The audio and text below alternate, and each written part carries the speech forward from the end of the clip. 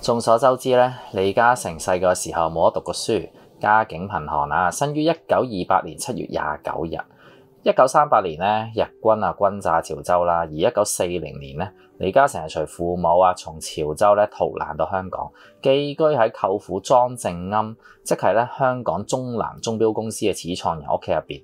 咁但好不幸啦，李嘉誠爹哋咧之後患咗嚴重嘅肺病，臨終時咧佢爹哋又冇交代咩遺言。作為長子嘅李嘉誠咧，就同父親表示日後咧佢一定會令家人有好日子過嘅。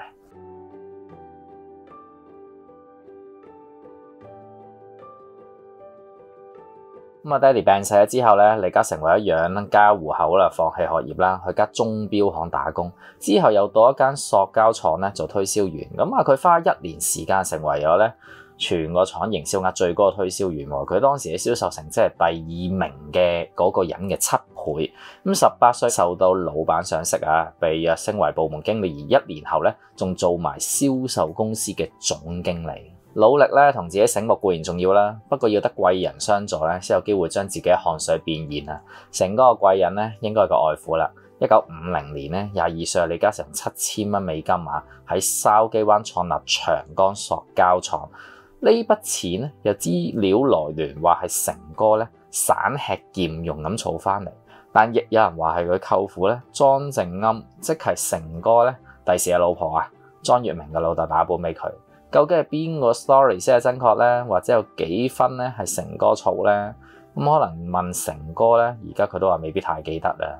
將公司命名為長江咧，取意於咧長江不擇細流，故能浩蕩萬里。辦廠初期咧，其實出現過質量事故。根據中華名人網同唔少網上資料都有提及，李嘉誠喺表妹莊月明嘅鼓勵之下，先捱過啲事故難關。無疑咧，李嘉誠嘅眼光係遠大嘅，但要去到巨富嘅程度咧，成哥睇嚟都還要靠天使投資者，即係表妹同埋咧第時嘅外父喺起步時候幫佢咧清除嗰啲障礙同事故先 OK 喎。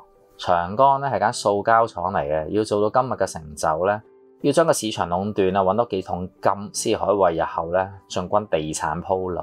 1957年咧，李嘉誠喺睇英文版嘅一個塑膠雜誌咧，就睇到意大利一間公司利用塑膠原料咧，就係製作塑膠花，而全面靠呢樣嘢傾銷緊歐美市場。李嘉誠開始意識到其實塑膠花喺香港都 work， 於是咧就即刻走過意大利考察。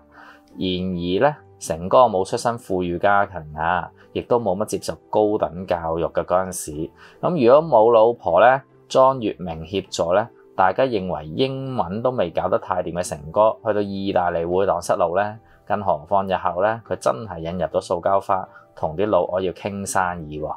多人講翻咧，成哥眼光咧係準嘅。翻香港之後咧，就率先於人哋推出塑膠花，隨即成為市場熱銷產品，填補咗香港市場嘅空缺。留意經過塑膠花呢役咧，叫賺咗些少錢嘅成哥都未同表妹莊月明結婚，計翻嗰陣時咧係1950年代啦，而咧莊月明其實到時去到31歲都未嫁人，所以咧網上資料話咧莊家其實曾經反對呢門親事都不無道理。我諗一個原因為近親啦，即係表妹嘛；二嚟舅父莊正庵都算有頭有臉嘅人。莊月明佢個女咧係掌上明珠，讀名校，亦都咧精通幾國語言嘅。去到1963年咧，成哥最尾如願同莊月明結婚啦。其實喺60年代初咧，成哥因為早前講到去開廠亦都透過塑膠花賺咗錢，順利喺附近買埋唔少工廠大廈。而個轉捩點就係咧，佢喺1967年之前將嗰啲工商物業變現，而變晒做咧住宅地。留意67年係暴動咁咧佢喺67低位買咗唔少住宅嘅土地儲備。最尾完咗暴動之後咧，地皮嘅價值上升轉投房地產行業咧，令到成哥咧身家暴漲。而長江咧都喺1972年就喺香港上市，做咗1000億商業王國呢個開端啦。上咗市之後咧，莊月明其實都喺長江係有職位嘅，不過逐漸低調退居幕後啦，相夫教子咁。但係咧，句同翟家出咗世之後咧，時至去到1990年啦。咁啊經歷過呢個聯繫匯率宣布實施啦，同埋呢個89年咧嘅香港股災啦，咁去到90年嘅元旦咧1月1，咁啊莊耀明咧不幸咁突發心臟病去世，終年咧只係58歲啫。咁啊官方死因講係疾病啦，不過咧有人曾經質疑會同富豪嘅情史有關，咁呢網上好多資料咧就係八卦嘢嚟嘅嚇。咁咧但係結果令人慨嘆啦，莊家咧就犧牲咗自己，而最尾咧成全咗呢個商業王國，成為發展史上面一個小主角啦。有人問咧，白手興家咪有可能？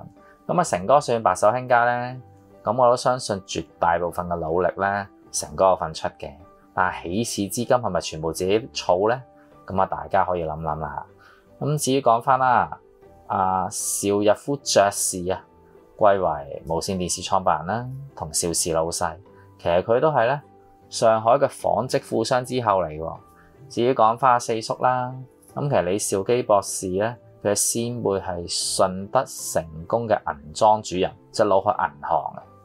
咁啊，亦都唔止講中國，就當1980年代咧 ，Microsoft 微軟做一間公司仔嗰陣時咧，Bill Gates咧，咁啊喺網上都資料講啦，佢大學都係讀下唔讀下咧，撈得唔係太掂啊。咁不過其實 Bill Gates 阿媽就掂啦，原來佢係幫咧開頭 Microsoft 接咗咧第一單大生意，從 IBM 接咗大項目嘅人嚟嘅。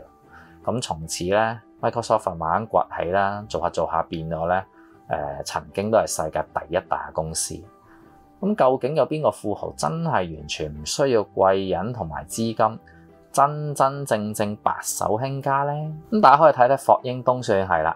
根據我哋祖國嘅網站資料啊，佢話霍氏咧係無產階級出身嘅。但係不過咁霍英東咧早年係獲得英國政府嘅獎學金，就入咗名校，就係香港皇仁書院啦。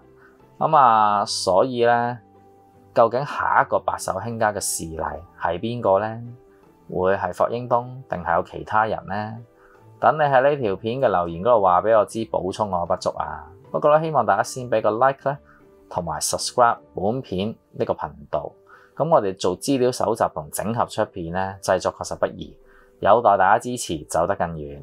希望咧〜下集仲可以咧得到你嘅支持啊！我哋都咧睇呢段片備有普通話版，咁你可以去我哋普通話嘅 channel 嗰度咧觀看呢段片嘅普通話片同其他普通話內容。今集講到呢度先，拜拜。